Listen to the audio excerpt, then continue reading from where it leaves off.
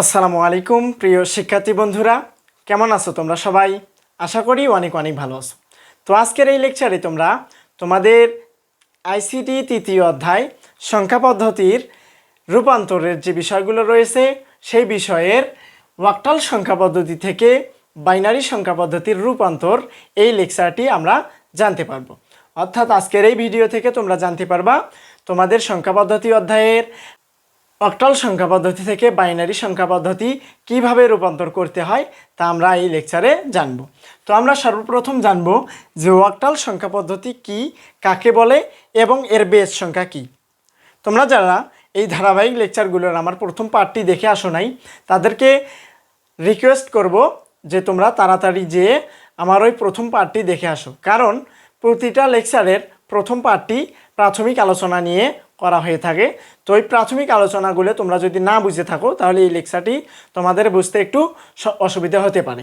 তো এই লেকচারেও খুব সংক্ষেপে আমি এই বিষয়গুলো বোঝানোর চেষ্টা করব। দেখো, প্রথমে আমরা অক্টালের সংজ্ঞা জানব। তো অক্টালের সংজ্ঞা হচ্ছে যেই সংখ্যা পদ্ধতিতে শুধুমাত্র 0 থেকে 7 পর্যন্ত মোট। অক্টাল সংখ্যা পদ্ধতির সংখ্যা হচ্ছে যেই সংখ্যা পদ্ধতিতে শুধুমাত্র 8টি সংখ্যা ব্যবহার করা হয়। কয়টা সংখ্যা? 8টি সংখ্যা। শুধুমাত্র 8টি সংখ্যা ব্যবহার করা হয় সেই সংখ্যা পদ্ধতি হচ্ছে অক্টাল সংখ্যা পদ্ধতি। তাহলে অক্টাল সংখ্যা পদ্ধতিতে যে 8টি সংখ্যা ব্যবহার করা হয় সে 8টি হচ্ছে 0 থেকে 7 পর্যন্ত মোট 8টি সংখ্যা। এবং আরেকটি বিষয় মনে রাখতে হবে যে অক্টাল সংখ্যা পদ্ধতির বেস সংখ্যা আমাদের কত। অক্টাল সংখ্যা পদ্ধতিতে ব্যবহার করা হয় 8টি সংখ্যা, এই 8 হচ্ছে অক্টাল সংখ্যা পদ্ধতির বেস। অনেক সহজ না? দেখো, এখন আমরা সরাসরি প্র্যাকটিসে যাব।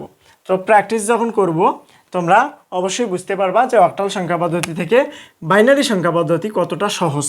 দেখো, আমরা কি করব, প্রথমে একটা অক্টাল মান নেব। দেখো তো অক্টাল মান কি নেওয়া যায়। প্রথমে নিলাম 5 2 3। এটা কি মান? অক্টাল মান আমরা নির্ণয় করব বাইনারিতে। তো এখন আমরা কি কাজ করব, এই সংখ্যাগুলোকে অর্থাৎ অক্টাল সংখ্যা পদ্ধতির যে সংখ্যাগুলো আমাদেরকে দেয়া হলো এই সংখ্যাগুলোকে একটু স্পেস দিয়ে দিয়ে আমরা মান বের করব। দেখো, এখন কি করব, সমান সমান দিয়ে 5 লিখব, একটু স্পেস দিয়ে 2 লিখব, আর একটি স্পেস দিয়ে 3 লিখব, লিখে আরও চিহ্ন দেব। অ্যারো চিহ্ন দেওয়ার পরে আমাদেরকে সর্বপ্রথম যে কাজটি করতে হবে, এই সংখ্যাগুলোর একটা করে সংখ্যার বাইনারি নির্ণয় করতে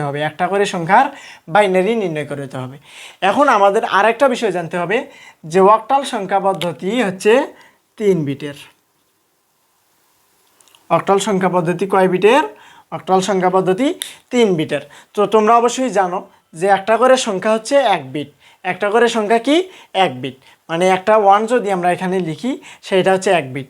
তাহলে 2টা 1 যদি লিখি তাহলে 2 বিট, আর 3টা 1 যদি লিখি তাহলে হবে ওটা 3 বিট। তাহলে 3টা করে সংখ্যা আমরা লিখব। তাহলে আমরা 3-এর বাইনারি কি জানি? 1 1। 2-এর বাইনারি জানি 1 0। 5-এর বাইনারি জানি 1 0 1। তাহলে আমরা দেখো তো এই একটা মান শুধু আমাদের 3 বিট আসছে। এটা 2 বিট, এটাও 2 বিট। তাহলে আমাদেরকে অবশ্যই কিন্তু 3 বিট পূরণ করে নিতে হবে। তাহলে আমরা কি কাজ করব, এখানে সামনে একটা করে 0 দিয়ে 3 বিট পূরণ করে নেব। কোথায় বসে দেব? 0 সামনে, অর্থাৎ ডান থেকে বামের দিকে তোমরা 0 বসে দিয়ে 3 বিট পূরণ করে নিয়ে সরাসরি মান বের করবা। এটাই হচ্ছে অক্টাল সংখ্যা পদ্ধতি থেকে বাইনারি সংখ্যা পদ্ধতির রূপান্তর। তাহলে অক্টাল সংখ্যা পদ্ধতি থেকে বাইনারি কি নির্ণয় করলাম? 1 0 1 0 1 0 0 1 1। এটা কি মান বের হলো? বাইনারি মান বের হলো। দেখো, এইটা অনেক সহজ একটা অঙ্ক। তোমরা যদি মনোযোগ সহকারে দেখে থাকো তাহলে অবশ্যই বুঝতে পারছো। দেখো, এখন আমরা আর একটা বিষয় শিখব যে তোমাদের বইয়ে দেখবা পয়েন্টওয়ালা অক্ষর দেয়া থাকে। তাহলে কি দেয়া থাকে? 0.763। দেখো তো এইটা হচ্ছে অক্টাল মান। আমরা মান নির্ণয় করব হচ্ছে বাইনারিতে। তো সর্বপ্রথম আমাদের কি কাজ করতে হবে, এই সংখ্যাগুলোকে একটু স্পেস দিয়ে দিয়ে লিখতে হবে। দেখো, আমরা প্রথমে পয়েন্ট দিয়ে 7 6 3 লিখলাম, 7 6 3 লিখলাম। তো আরও চিহ্ন দিয়ে আমরা এদের মান লিখব।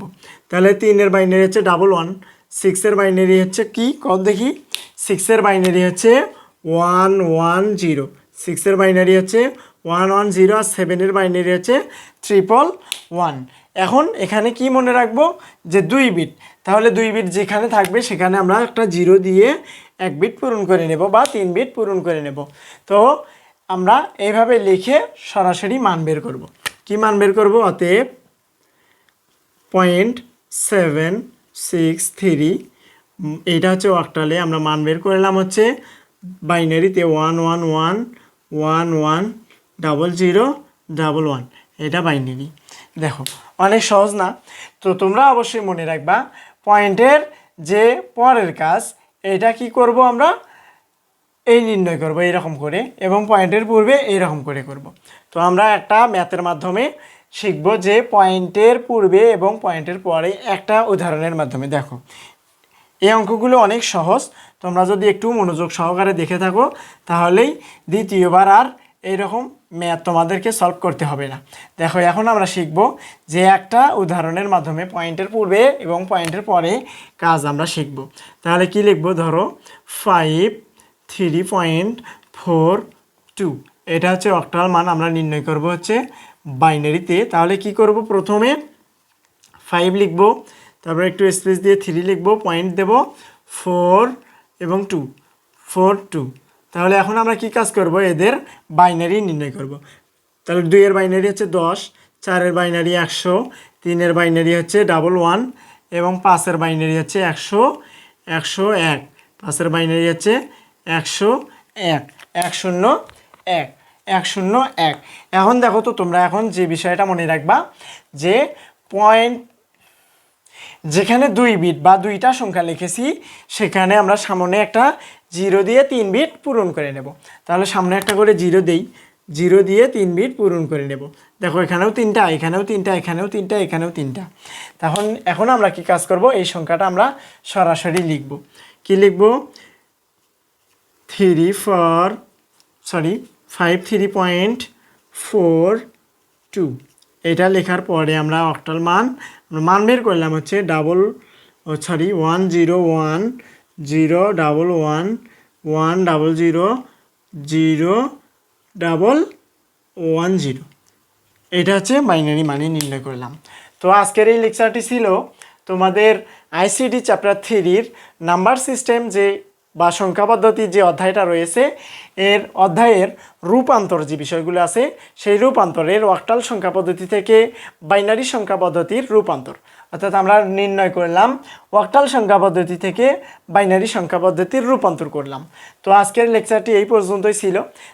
দেখা হবে আবারও নতুন কোনো লেকচার নিয়ে। সেই পর্যন্ত সবাই সুস্থ থাকবা, ভালো থাকবা এবং আমাদের এই HSC অল সাবজেক্ট ক্লাস এই চ্যানেলটি সাবস্ক্রাইব করে আমাদের সাথেই থাকবা। আল্লাহ হাফেজ। আসসালামু আলাইকুম ওয়া রাহমাতুল্লাহ।